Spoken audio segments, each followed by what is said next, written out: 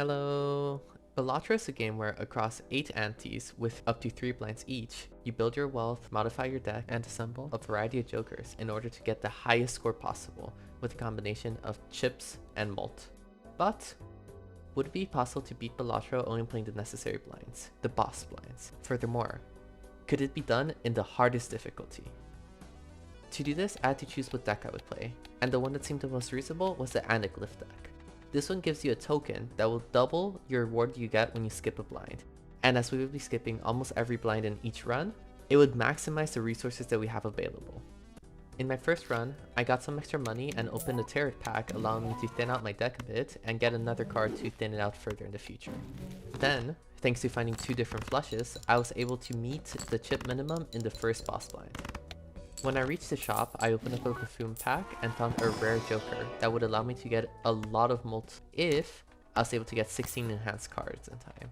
Then I got 2 more jokers that would hopefully hold me out until I was able to get that rare joker activated and skip my next 2 blinds in order to go into the second boss blind. I was able to beat this blind in a single hand thanks to the jokers I had picked up.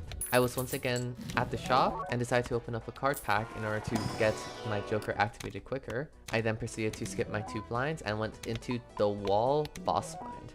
One of the hardest ones, as it greatly increases the chip minimum I would have to meet, and with having a setup of jokers that requires an activation time, I was not there yet and would have a difficult time reaching the chip minimum. And sadly, as can be expected, I did not make it.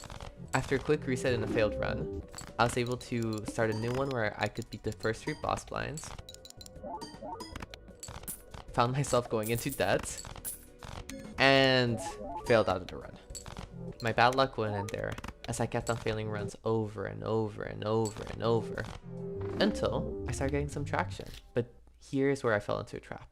In this run, I was able to get the spare trousers joker that could build up into being an amazing one, as well as the popcorn joker, giving me a good set of potential in order to make it all the way to the end. But I fell short due to being unable to build up the spare trousers joker enough. Following this run, I had another one where I found an amazing card that, if built up properly, could be the main joker carrying me to the end, but I fell short before being able to build it up to that point. Then I found the wee joker once again, giving me the potential to build it up for an amazing run. And I even found a rare vagabond joker that had polychrome on it, allowing me to potentially fix my deck and have it all be 2s, boosting the wee joker even more. But, as expected, I struck out before I could build it up. I took a step back from the wee jokers and found another run with potential, where I took the spare trousers joker and some other ones that could hold me out until I was able to build it up. But they weren't enough, and I struck out once again. Here's when I started to realize that I was approaching it incorrectly. I was picking up jokers that would be amazing and are amazing in the regular game, but with this sort of challenge run, I didn't have a chance to build them up to their potential, making them basically useless. With this new knowledge, I found a few jokers that could give me mult immediately, and they would be extremely useful, potentially taking me to the end. Sadly, an unlucky draw of being unable to get my flat mult going, once again stomping me out when I thought I had a good run. In my next run, I switched it up a bit.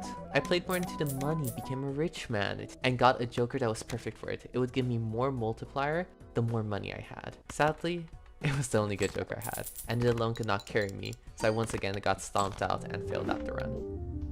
Now at this point, I've been playing for a few hours, and I've had enough.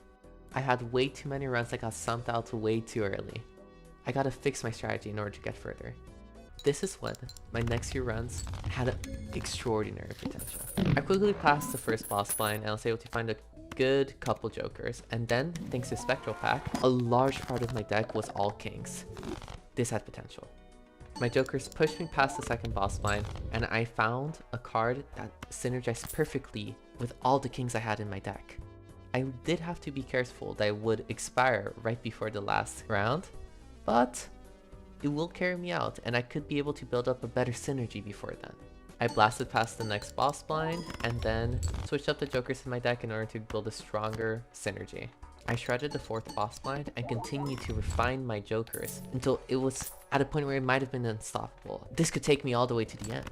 I shredded the next boss blind, got a greater multiplier, and then beat the next boss blind as well, with no issue at all.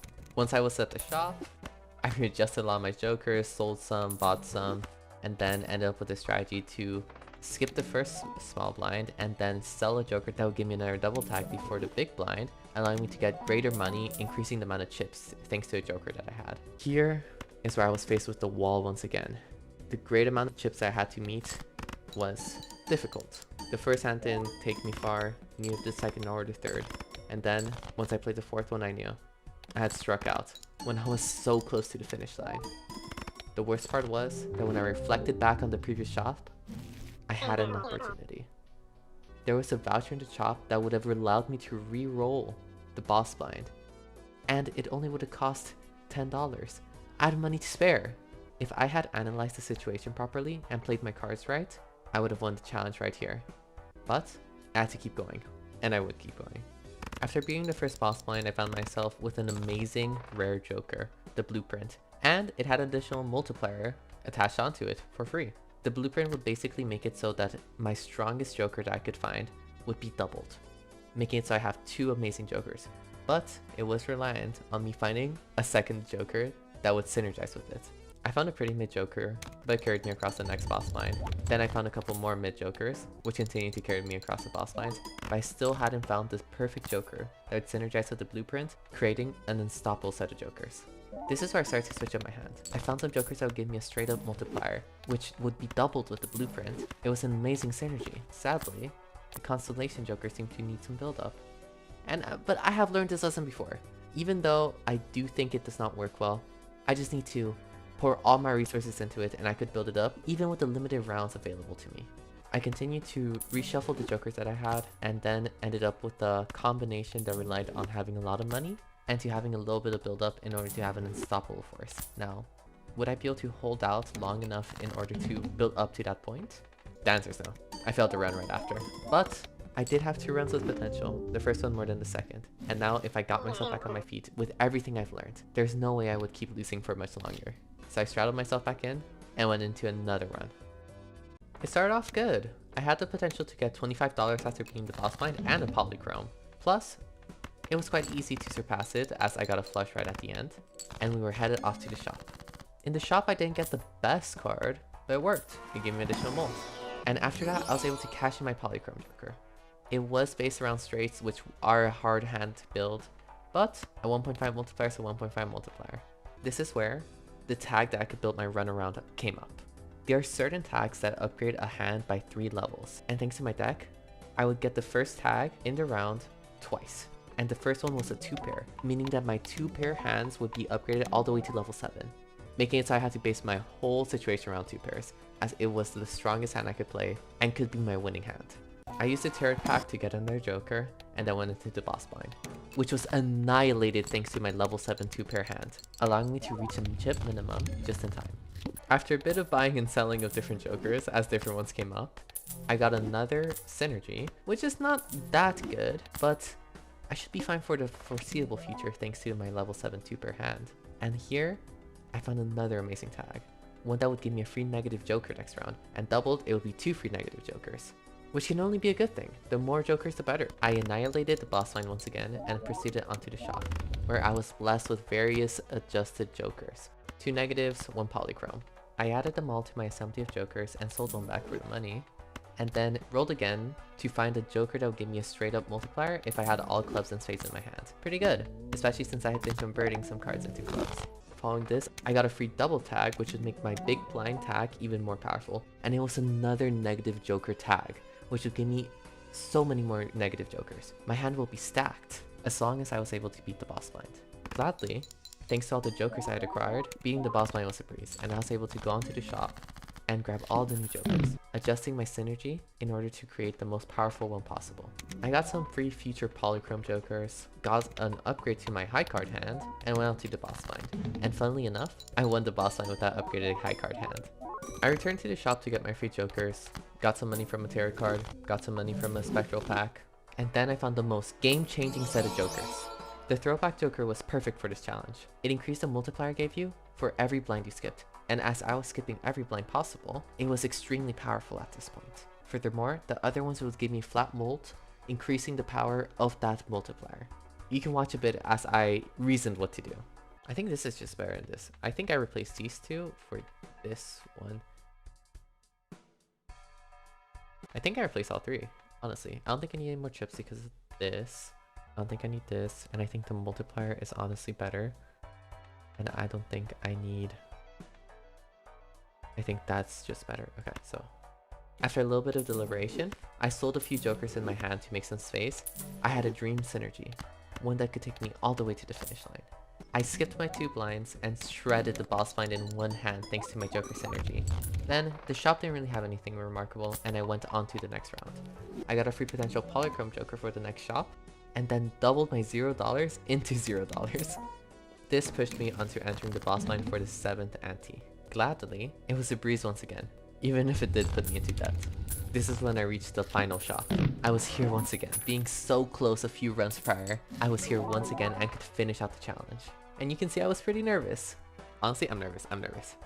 Because last time I had a run this good, well, it kinda got good. But, now, here, I want to analyze everything possible. I would not let a mistake happen like last time. I would not let something slip my mind. Here, I was faced with a card that if I bought it and sold it during the boss blind, it would negate any effect, meaning they would make the boss blind a million times easier. But after some analysis, even though I did not think the boss blind was the hardest, I decided to buy it, just to be safe. I skipped the small blind for a free voucher next shop, kinda useless, and then got a free buffoon pack, which gave me a better version of a joker I had. Pretty good!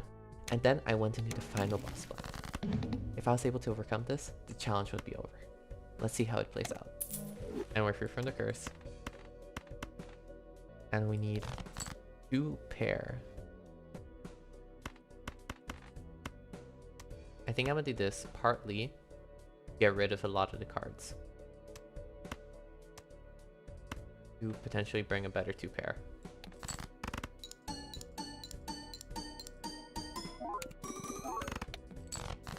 And doing that, it still gave us half. Honestly, I'm feeling good. 2, 2, 2, 2 is my play. I just want one of those. I still get a whole bunch of multiplier. Okay. It's in the hand, right? It's regarding what's held in hand. So if I play these 2, that's 2 pair. And then there'll be none held in hand. And this could be it.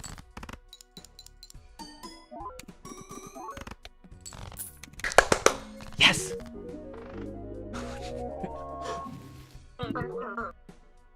With that, I was able to beat Gold Stake Balatro, only challenging the boss finds.